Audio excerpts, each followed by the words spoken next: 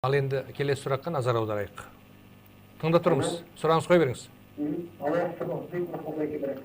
Алейкум ассалам ва рахматуллахи ва баракатух. Менің сұрағым осы көшеде жүрген кезде адамдар тез қарасаң келген аяқ сақал болған деп осының үкімдерін айтып түсіндіріп жіберсеңіз халыққа соны сіздің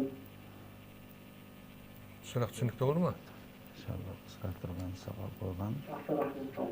Тоқтаңыз, сіз сұрағыңызды қайтарып бере аласыз ба? Мәселен, мен көше ауылды жерде тұрамын да. Мысалы, осыларды түсінесіңізді, сақалымды өсіріп балақ келтіресің, бізде тез қарайды да, басқа жерде өлігінде, соның үкімдерін түсіндіріп айтпаңыз. Қажеге сіз түсінген болсаңыз, Siz түсіндіңіз бе? мен енді бұл кісінің сұрағыны сақал қойып, балағыны қысқартып жүрген адамдар сияқты сондай беріп жатсыз ба сұрақты? Сол енді ауылдағы адамдар сіздерге басқа көзбен қарап жатыр деп айтпақсыз ба?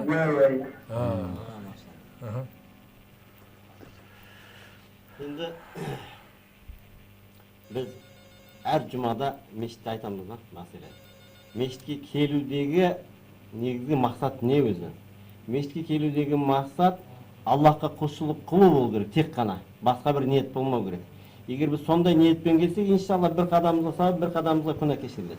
Бірақ өкінішке орай біздер кейбір жерлерде мешітке келудегі мақсат бір адамдардың киімін аңду. Осы не істеп жатыр екен, осы не киіп келіп жатыр екен. Ол бізге қатысы болмаған нәрсе.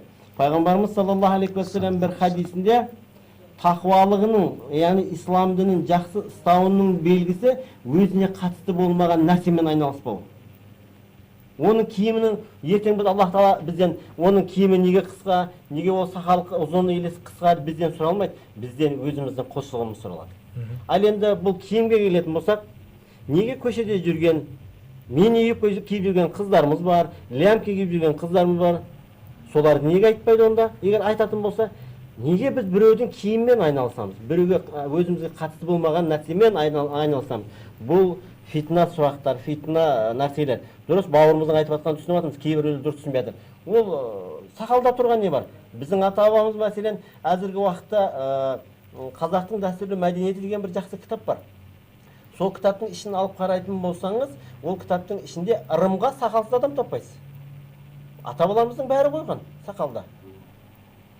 Кез келген бір діни фильм демейік біз, жай қарапайым фильмді алатын болсақ, кез келген оның басты рөлінде сақалды адам тұрады да. Неге? Демек, ол ұлты қарыс бола ма, қазақ бола ма, бәрі сақал болды, сақал қойды. Сақал біздің дәстүрімізде, ата-бабаларымызда келіп жатқан нәрсе. Ол біреудің сақалына қарап қорқудың қажеті жоқ. Одан қайта көшеде жалаңаш жүрген қыздардан қорқайық.